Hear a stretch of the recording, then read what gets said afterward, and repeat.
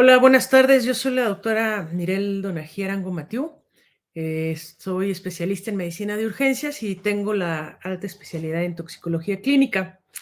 Les voy a platicar algo de intoxicaciones por cannabinoides y algunas peculiaridades que tiene estos genobióticos, ¿ok?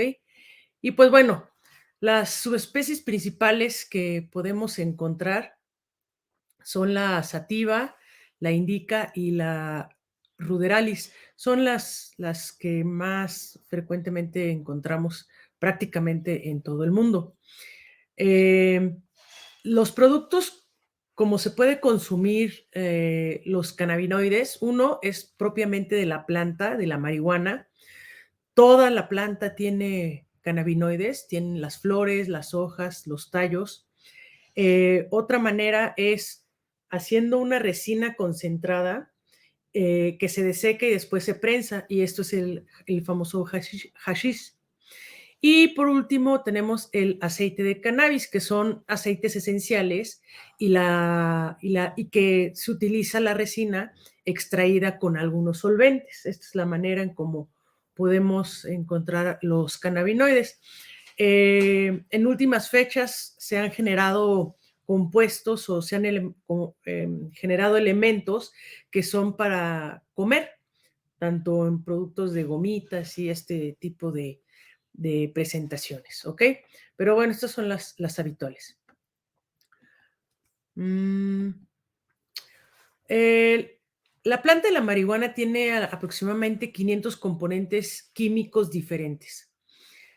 Afortunadamente, tenemos una gran cantidad de componentes que no son activos y tenemos algunos que son los cannabinoides. La definición propiamente de cannabinoide se refiere a un compuesto biológicamente activo que se une a un receptor cannabinoide, ¿ok?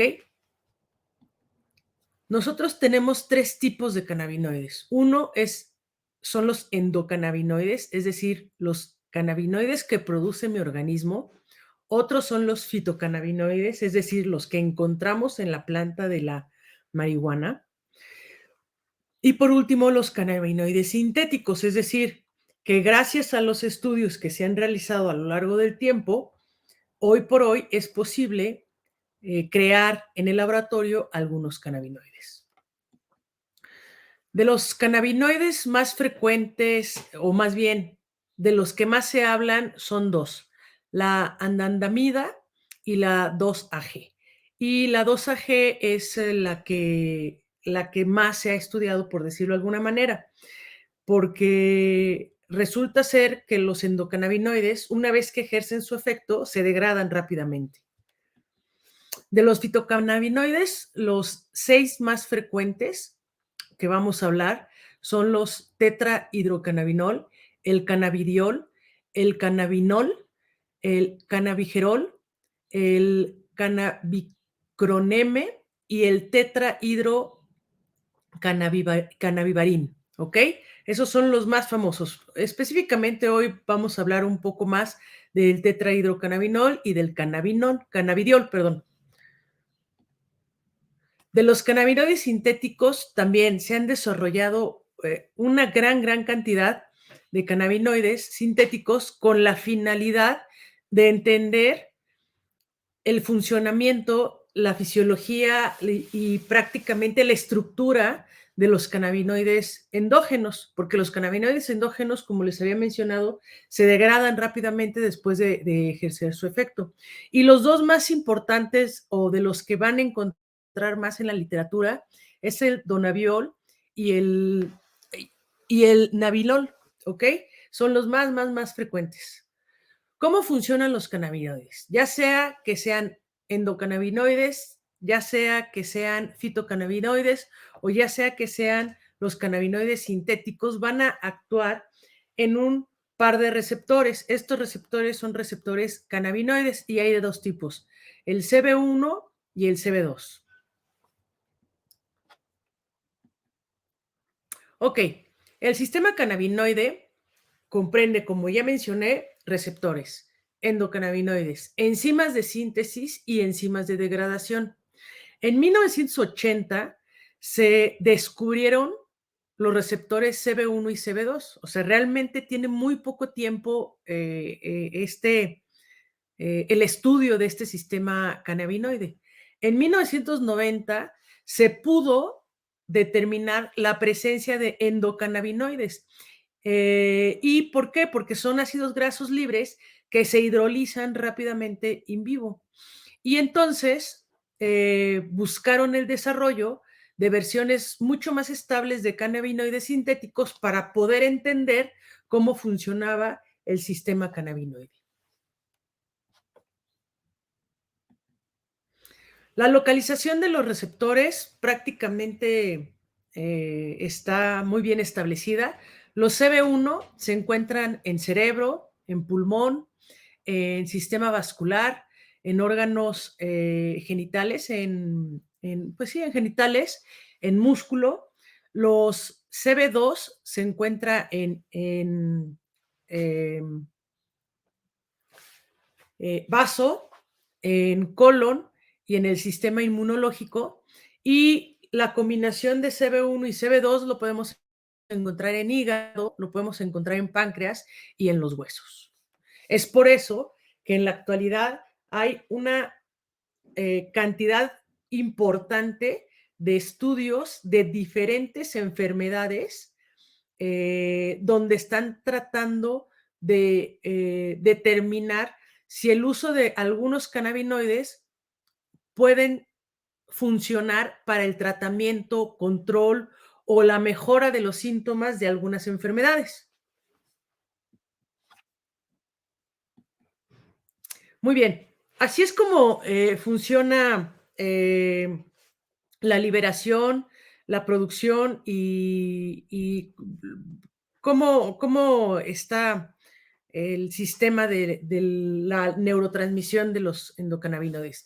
Empieza todo acá con la liberación de GABA a nivel presináptico. GABA se une a su receptor específico y este receptor específico activa la monoacilglicerol, así como la AMP cíclico, que va a permitir la generación de 2-AG. Este es el endocannabinoide. El endocannabinoide se produce en la célula presináptica y luego se libera al espacio sináptico. Se une al receptor, en este caso CB1, que está localizado presinápticamente y lo que genera es disminución del AMP cíclico, disminución de la entrada de calcio. Esta disminución de entrada de calcio va a aumentar la salida de potasio de la célula presináptica, lo que va a generar una hiperpolarización y esta hiperpolarización disminuye la liberación de neurotransmisores. Una vez que logra hacer su efecto, se libera del receptor el endocannabinoide y se reabsorbe en la célula posináptica y es degradada por la monoacilglicerol. ¿Ok? Y este es el ciclo. Los endocannabinoides o el sistema endocannabinoide es una síntesis y liberación de endocannabinoides a demanda. Es decir, si lo requiero, voy a producir endocannabinoides. Si no lo requiero, no voy a producir. Los cannabinoides exógenos actúan de forma similar y el ejemplo, pues aquí lo vemos con llavecitas, ¿no?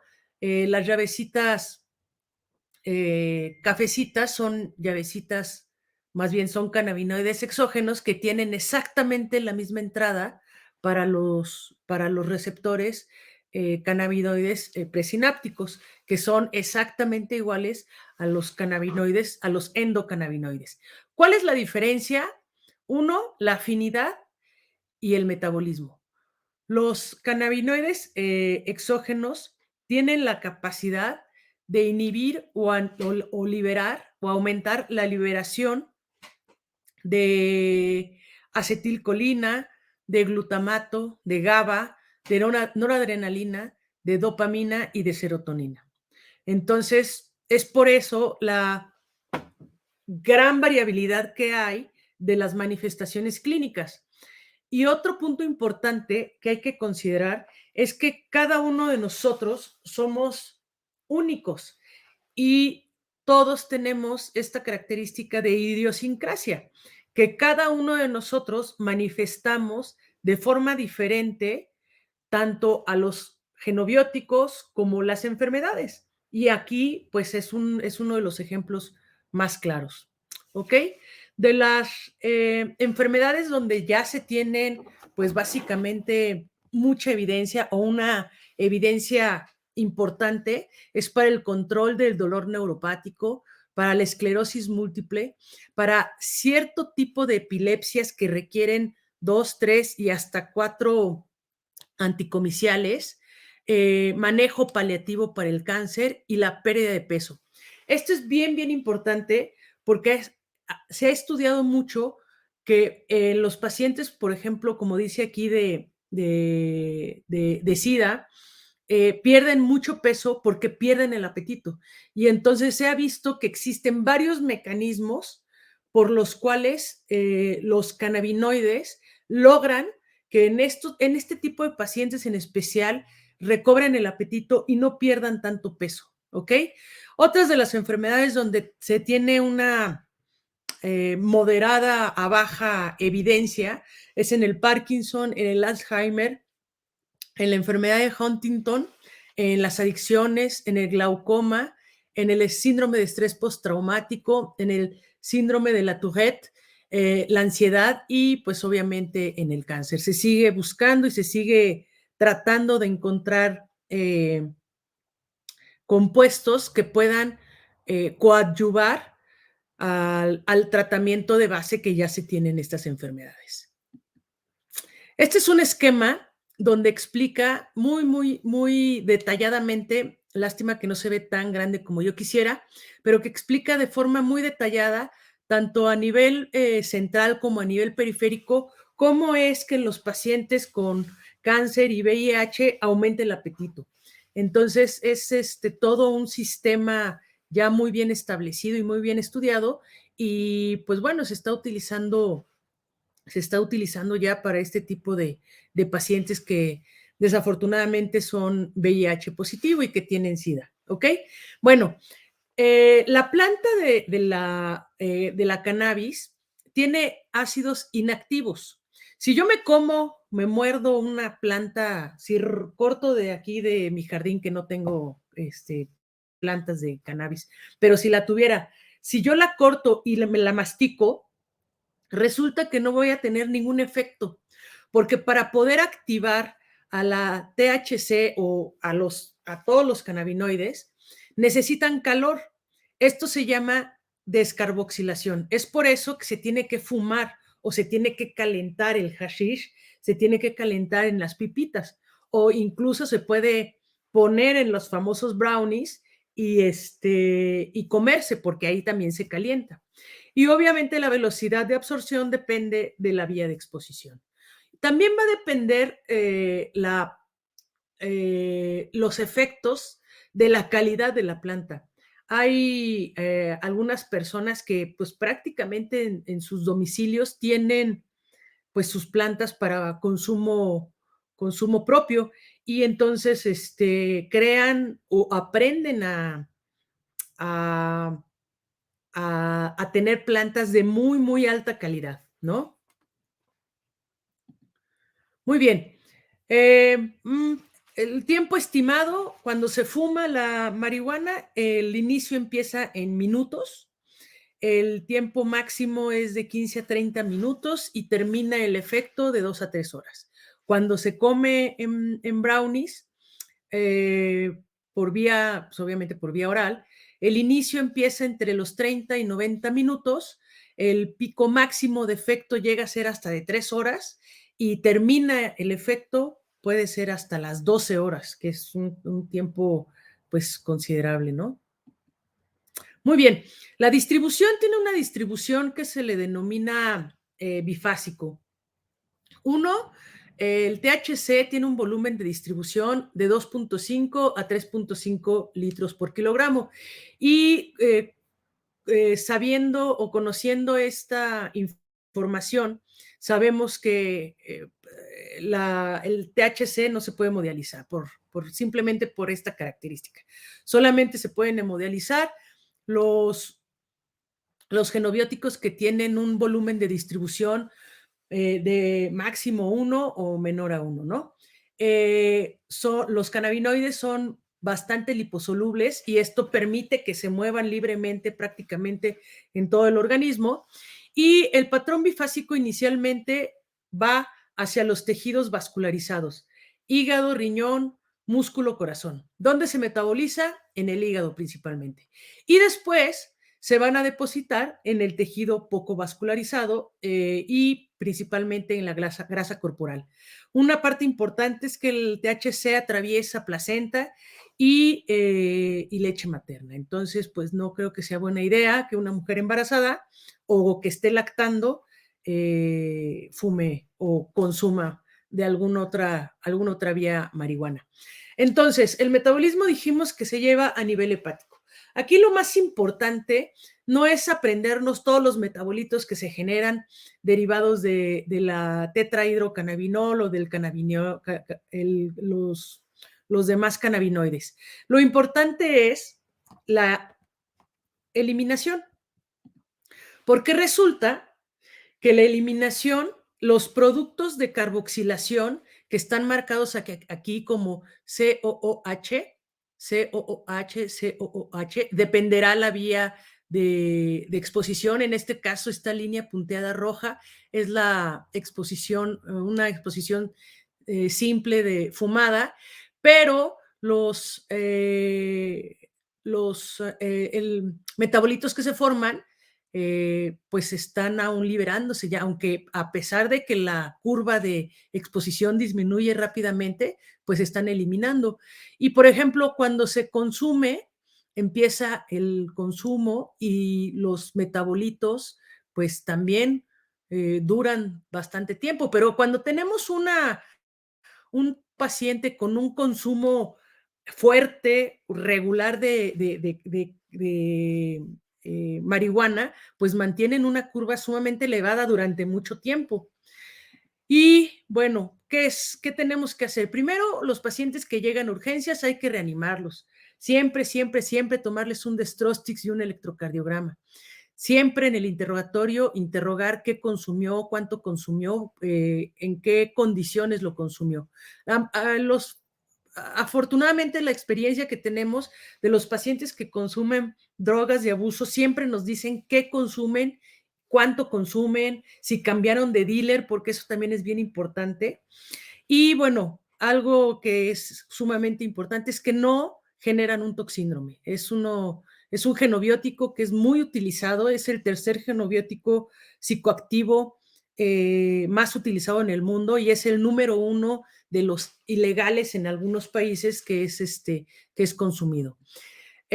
Manifestaciones clínicas las dividimos en dos: psicológicas, relajación, aumento de conciencia sensorial y ralentización del tiempo, y las fisiológicas. Y de las fisiológicas voy a hablar de las más importantes. Uno, aumenta el flujo sanguíneo cerebral, produce taquicardia, genera esto que es inyección conjuntival y produce vasodilatación periférica. Y esta vasodilatación periférica es lo que genera en algunos pacientes lo que le llaman la pálida, que se ponen muy, muy blancos, incluso se pueden llegar a sincopear, ¿ok? Pues disminuye la fuerza, la coordinación, la firmeza de las manos, disminuye la actividad psicomotriz, están letárgicos, algo de sedación, tienen incapacidad para concentrarse, tienen dificultad para hablar y tienen un tiempo de reacción muy, muy lento, ¿ok? Y reacciones adversas del uso agudo, que serían pacientes que pueden llegar a la sala de urgencias, las dividimos en dos: neurológicas y cardíacas. Las neurológicas, creo que la más importante y la que más hemos visto en pacientes jóvenes es la psicosis. Y por otra parte, las cardíacas, las taquicardias ventriculares con pulso, eventos de isquemia aguda con factores de riesgo cardiovascular y la generación de fibrilación auricular. Bueno, reacciones adversas de su uso crónico, también el infarto, enfermedades conductuales, síndrome de abstinencia y el síndrome de hiperemesis cannabinoide. Este síndrome de hiperemesis cannabinoides cada vez lo estamos viendo más y los endoscopistas y los gastroenterólogos no entienden qué es lo que está pasando con los pacientes. Les hacen endoscopías, les hacen funduplicaturas, les dan todos los medicamentos sabidos y por haber porque están con hiperemesis, pero nunca se les ocurre preguntarles si son consumidores crónicos de cannabinoides. Y entonces, pues nos terminan llamando para que veamos qué es lo que está sucediendo. ¿Ok? Pero este es un síndrome que cada vez estamos viendo más. Ok, ¿qué exámenes podemos hacerles a los pacientes? Pues un perfil toxicológico en orina, es el más rápido y realmente no hay ninguna sustancia que pueda hacer una reacción cruzada. Y la típica pregunta que todos los amigos nos hacen o que la gente que está buscando trabajo nos dicen, nos preguntan, ¿cuánto tiempo me va a durar una prueba positiva? Podemos medir THC, que es lo que es finalmente el psicoactivo, en saliva, en orina y en sangre. Habitualmente se hace en orina. Cuando es un uso único de 2 a 3 días, ya desaparece los restos de los metabolitos. Cuando es ocasional, esto es más rutinario, de 7 hasta 20 días. Cuando es un uso frecuente, de 20 a 30 días. Y cuando es un consumo diario, hay gente que consume marihuana en la mañana, a mediodía y en la noche. Todo el día está fumando marihuana y puede tardar hasta 90 días en salir negativo en una prueba de orina, ¿no? Las otras son un poco más raras, pero se pueden llegar a utilizar en caso de que sean necesarias. Lo más frecuente, pues, es el perfil toxicológico en orina. Y bueno, desafortunadamente, cuando se consume por vía oral, normalmente cuando ya tienen síntomas ya se absorbió todo, entonces no hay ningún método de descontaminación que podamos aplicar. Y como vimos, el volumen de distribución es amplio, no los podemos hemodializar y tampoco tenemos antídoto. Entonces, el tratamiento es básicamente de soporte, ¿ok? Y pues bueno, básicamente es toda la presentación. Para la hiperemesis gravídica, los pacientes tienen que bañarse con agua muy, muy, muy, muy caliente. Y otra estrategia terapéutica es el uso eh, de crema con capsaicina que se aplica en el torso, en el tórax, en el abdomen. Y pues si hacen un cuadro de psicosis, benzodiazepinas funciona muy bien, sobre todo porque si hacen un cuadro de psicosis pueden agredir al personal o pueden agredirse a ellos mismos y causarse lesiones secundarias. Entonces, pues prácticamente este es el panorama que tenemos ahora de los cannabinoides. Espero que tengan algunas dudas y las podamos resolver.